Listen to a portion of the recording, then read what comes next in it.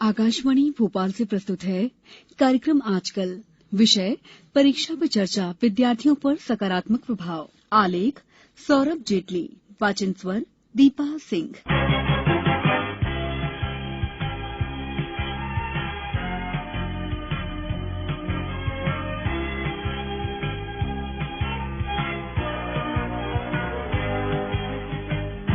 परीक्षा सीखने सिखाने की प्रक्रिया का अभिन्न अंग है, परंतु परीक्षा शब्द का भय इतना व्याप्त है कि सभी वर्ग, आयु श्रेणी के विद्यार्थियों को सहज रूप से असहज कर देता है।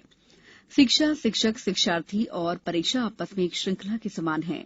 परीक्षा पद्धति चाहे जितनी आलोचनाओं का शिकार होती रहे, किंतु इस कटु सत्य को अस्वीकार नहीं किया जा सकता कि विश्व की सबसे प्राचीन शिक्षण संस्कृति का अंग रह चुके भारत में भी छात्रों द्वारा अर्जित ज्ञान के मूल्यांकन के लिए भी परीक्षा हुआ करती थी, जिसके आधार पर उन्हें दीक्षा दी जाती थी।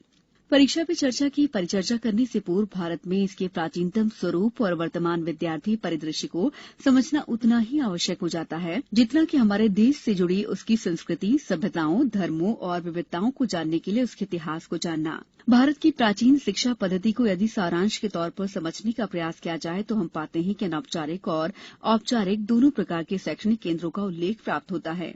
जैसे जैसे सामाजिक विकास हुआ, वैसे वैसे शैक्षणिक संस्थाएं स्थापित होने लगीं। प्राचीन काल में गुरु द्वारा शिक्षार्थियों द्वारा परीक्षा उत्तीर्ण करने पर कोई प्रमाण पत्र नहीं दिया जाता। गुरु प्रश्न उत्तरों के माध्यम से तथा अपने अनुभवों से ये जान लेते थे कि शिक्षार्थी अमुक विद्या में निपुण हो गया है या नहीं। तब उसे दीक्षा देते समय समावर्तन संस्कार किया जाता, जिसमें अनेक विद्वान एकत्रित होकर शिक्षार्थियों से भिन्न भिन्न प्रश्न पूछते। समाधान कारक उत्तर मिलने पर शिक्षार्थी को उत्तीर्ण घोषित कर उसे योग्य मानकर गृहस्थ आश्रम में जाने की अनुमति प्राप्त होती। बीते समय के साथ देशकाल वातावरण में भी परिवर्तन की बयार बही। इस बदलाव से भला शिक्षा क्षेत्र कैसे अछूता रह सकता था। शिक्षा का दायरा, अनुशासन और शिक्षण पद्धतियां सब बदली। अब प्राचीन मौखिक परीक्षा के स्थान पर लिखित और प्रतियोगी परीक्षाओं का चलन बढ़ा और तो और कंप्यूटर के माध्यम से ऑनलाइन परीक्षा भी सामान्य सी हो गई। आधुनिक युग की आपाधापी, भ्रष्टाचार और बेरोजगारी जैसे मुद्दे युवाओं को कॉलेज में कदम रखने से पहले ही सताने लगे। परीक्षा का दबाव उनके लिए किसी भयानक जंग से कम नहीं रहा। परीक्षार्थी ने बोर्ड की कक्षा में कदम नहीं रखा कि वो अवसाद का शिकार होने लग जाता। घबराहट, उदासीनता उसके चेहरे से सुकून और खुशी दोनों चुराने लगी। ऐसे में करो या मरो की स्थिति के समक्ष वो नतमस्तक हो जाता।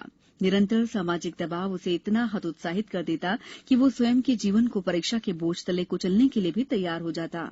किसी भी देश के लिए युवा शक्ति उसकी ताकत और नींव होती है। जब देश का यौवन ही ढलान के कगार पर हो तो ऐसे में देश के भविष्य को संभालने, उन्हें धैर्य और ढांढस बांधने की जिम्मेदारी देश के कर्णधार माननीय प्रधानमंत्री श्री नरेंद्र मोदी ने संभालते हुए परीक्षा पे चर्चा कार्यक्रम का आगाज किया, ताकि विद्यार्थी अपने तनाव और समस्याओं को खुलकर साझा कर सकें और स्वयं के परिश्रम, धैर्य तथा पूर्ण मनोयोग के साथ परीक्षा को शिक्षण की एक सतत प्रक्रिया के रूप में स्वीकार करते हुए चुनौतियों को पूरा कर सके। बहुप्रतीक्षित कार्यक्रम परीक्षा पे चर्चा का 5वां संस्करण शुक्रवार 1 अप्रैल 2022 का दिन विद्यार्थियों, शिक्षकों और अभिभावकों के लिए बेहद खास रहा।